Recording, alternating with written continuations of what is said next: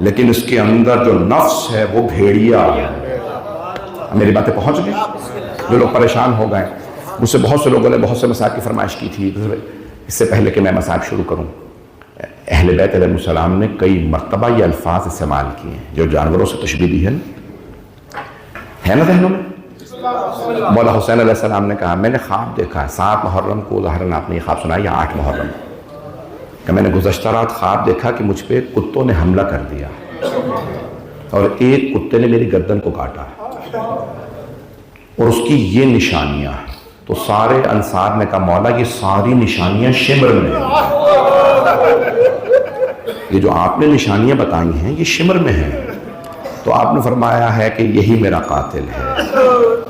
یعنی مولا یہ کہہ رہے ہیں کہ یہ جو تم دیکھ رہے ہو نا، کہ یہ جو فوج آئی ہے دیکھنے میں انسان ہیں، امامت کے دشمن کی حقیقت نجس العین کی ہے، چاہے وہ انسانی شکل میں ہو۔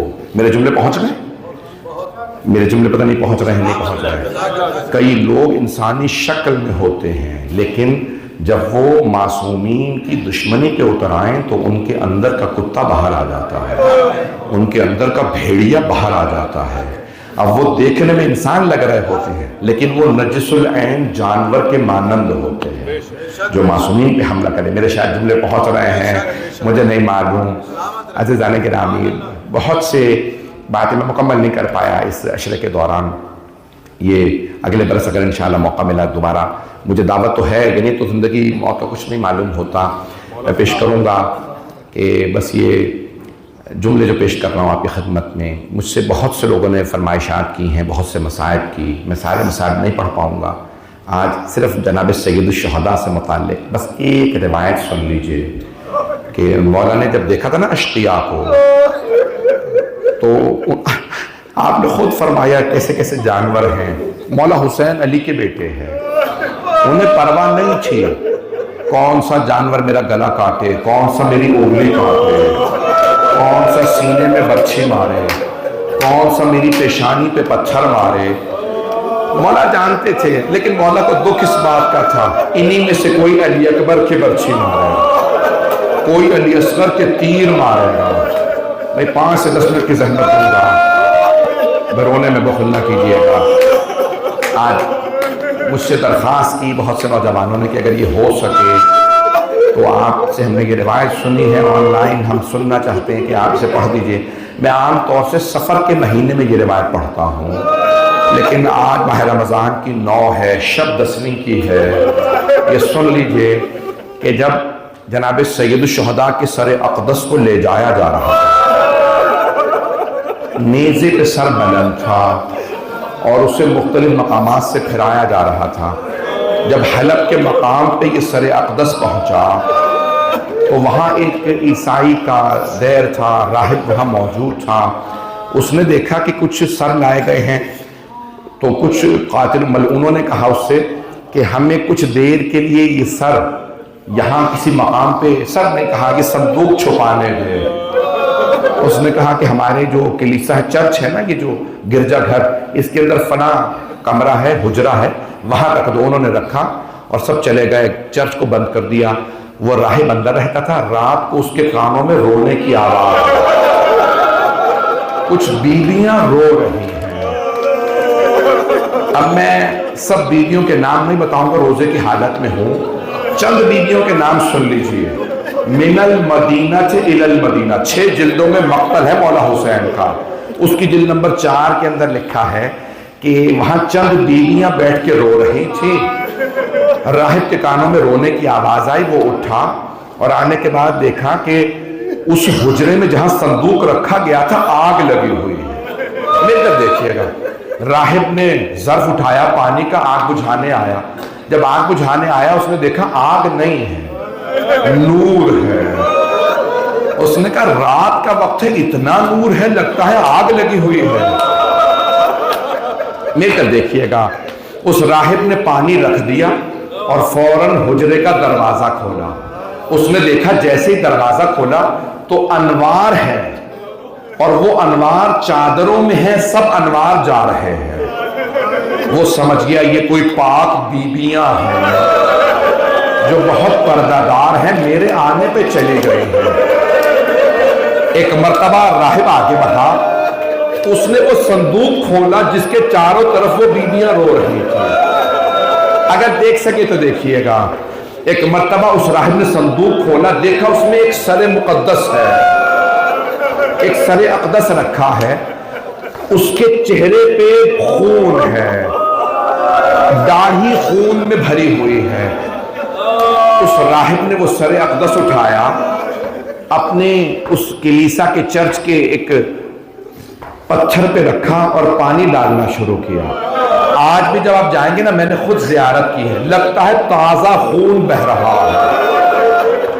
میں نے ہاتھ بھی لگایا، میرے لیے انہوں نے زری کو کھولا تھا، جب میں نے بوسہ دیا میں نے ہاتھ لگا کے دیکھا، خون نہیں ہے لیکن لگتا ہے تازہ خون جاری ہے۔ کیوں؟ سر حسین رکھا گیا تھا، اس نے پانی ڈالا، خون بہنے لگا۔ ایک مرتبہ اس نے رو کے کہا، راہب نے، آپ کون ہیں اپنا تعارف کروائیے۔ ایک مرتبہ سر سے آواز آئی، میں حسین ابن علی ہوں، میں علی کا بیٹا حسین ہوں، میرے نانا رسول خدا ہے، میں رسول خدا کا نواسا ہوں۔ وہ راہب رونے لگا، کہا محمدوں کے جو رسول نبی تھے، کہا وہ میرے نانا ہیں۔ ایک مرتبہ رو کے کہنے لگا، یہ جو بیویاں آپ کے چاروں طرف رو رہی تھیں، یہ کون تھی؟ سر کے آنکھوں سے آنسو بہنے لگے اور رو کے فرمانے لگے، ان میں ایک میری ماں فاطمہ تھی، ایک مریم عیسیٰ کی ماں تھی، کچھ نام بتائے بس بھئی، ان میں کوئی سارہ تھی، کوئی ہاجرہ، کوئی آسیہ، کوئی حوا، 4 یا 7 بیویوں کے نام بتائے۔ راہب رونے لگا، کہا آپ کون ہیں؟ کہا میں حجت خدا ہوں۔ اس راہب نے کہا، لا الہ اشہد ان لا الہ الا اللہ۔ جیسے اس نے کلمہ پڑھا، ایک مرتبہ کہا، میں یہ سر لے جانے نہیں دوں گا، مجھے نہیں پتا تھا۔ انہوں نے اس کا وہیں قتل کر دیا، کہا میں سر شام لے جانا ہے، یزید ہمیں انعام دے گا۔ میں ہاتھ جوڑ کے کہوں گا، ذرا ایک عیسائی کو دیکھیے جب وہ سر کی زیارت کر لے تو کلمہ پڑھ لیتا، یہ کیسے کلمہ گوچ ہے، سر کو پتھر بھی مارتے رہے۔ میں ہاتھ جوڑ کے ایک آخری جملہ پڑھنے والا ہوں، میں جانتا ہوں آپ میں سے اکثر لوگ برداشت نہیں کر پائیں گے، مجھے معاف کر لیجئے گا، میں بھی سید ہوں لیکن یہ جملہ پڑھے بغیر نہیں رہوں گا۔ سب سے درخواست ہے میری طرف دیکھیے گا، جب وہ سر پہ پانی ڈال رہا تھا نا مولا حسین کے، چہرے سے خون بھی بہ رہا تھا اور کچھ بال اتر رہے تھے۔ اس نے کہا کیا بات ہے، یہ بال کیوں اتر رہے؟ کہ اس ملعون نے میرے بالوں میں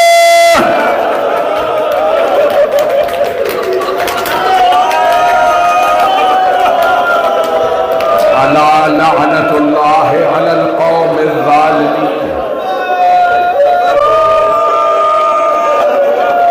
وَسَيَعْلَمُ الَّذِينَ ظَلَمُوا أَيَّ مُنْقَلِبٍ يَنْقَلِبُونَ۔ ہاتھوں کو بلند کیجیے گا۔